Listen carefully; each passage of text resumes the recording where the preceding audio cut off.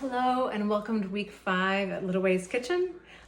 This week we have 3 dinners as usual. Oven braised beef with orzo and roasted carrots. And then we also have a 3 cheese and Brussels pasta bake and a 1 pan smoky chicken and vegetables. So just a few notes about these meals. When it comes to the oven braised beef, it's not quite a pot roast. And it's very, very simple. It's 3 ingredients. It's the beef, it's tomatoes, a can of tomatoes, and then also a head of garlic. And that's it. It takes some time in the oven, but it's a very simple preparation.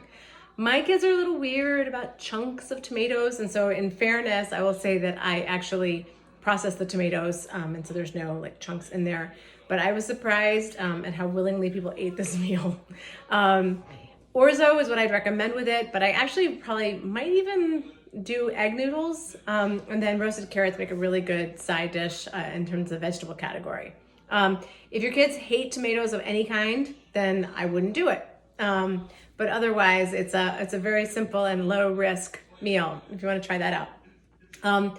The 1 pan chicken and vegetables, smoky, is fabulous. I love this dish. I meant to take out my paprika and show you.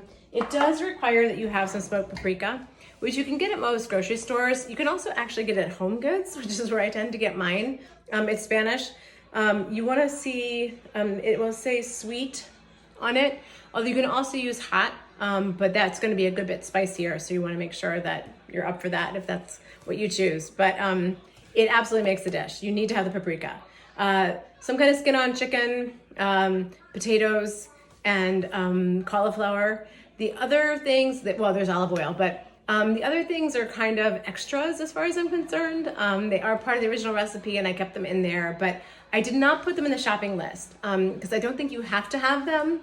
And I wanted to keep it on the simpler side. There's a good bit of chopping that you have to do for that recipe. And I didn't want to overload you with extra ingredients that I didn't think were totally necessary. So if you do want the sort of to finish ingredients, the red pepper and vinegar and stuff, you're going to want to just take a look at that and add that to your shopping list because it's not on that. The Brussels and 3 cheese pasta bake is actually delicious. And I know that Brussels are not usually a big selling point with most kids or other family members for that matter. But they are actually a strange surprise hit at my home. The cheese really does sweeten the deal a lot. And again, this is a 1 dish wonder, right? I mean, the 1 pan, this is the first time actually I think I gave you a dish that's like a 1 pan dish with chicken and cauliflower, but also obviously a pasta bake has the same virtue of being just 1 thing that you make for dinner and it's it.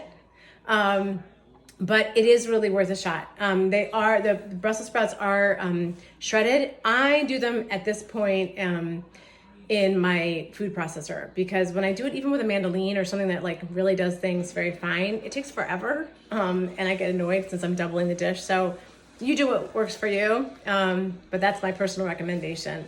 It's kind of the easiest thing.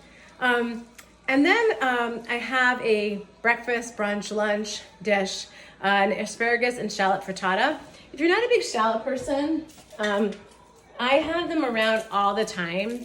I love them because they give some of that sort of interesting flavor. They're not quite onions. And the original recipe for this actually had leeks. And leeks are a little bit harder to get in my experience. And they also tend to be super sandy. You have to wash them out really well. They're almost always very dirty. And I like shallots because I don't have to deal with that. Chances of a shallot being dirty on the inside are very low.